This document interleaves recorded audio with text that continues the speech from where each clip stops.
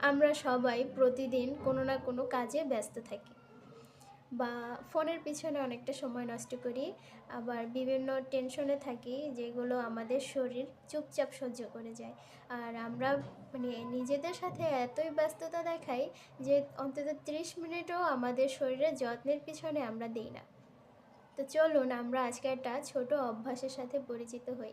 এই ধরেন আমরা প্রতিদিন 30 মিনিট করে একটা হাঁটার অভ্যাস করলাম।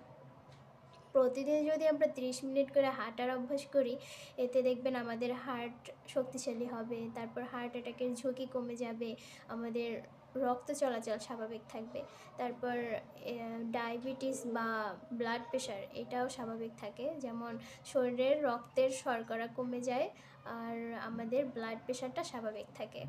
তারপর যারা ওজন কমাতে চান তারা প্রতিদিন হাঁটার অভ্যাস করতে পারেন। এটি সহজ নিয়ম এবং নিরাপদ একটি ব্যায়াম। এর পাশাপাশি দেখবেন হজম শক্তি বাড়বে, তারপর আমাদের ঘুম ভালো হবে। বিশেষ করে বয়স বাড়ার সাথে সাথে এই অভ্যাসটা করা খুব দরকারি আমাদের শরীরের জন্য। তারপর আমরা দেখা যায় অনেক দুশ্চিন্তায় থাকি, হ্যাঁ? যেমন বলতে পারেন আমাদের ব্রেইনে প্রতিদিন যদি আপনি হাঁটার অভ্যাস করেন, আমাদের ব্রেইনে হ্যাপি হরমোনটা নিঃসরণ হয়। এতে করে দুশ্চিন্তা, হতাশা এগুলো কমে যায়। প্রতিদিন অন্তত 30 মিনিট করে আপনি হাঁটার অভ্যাস করুন।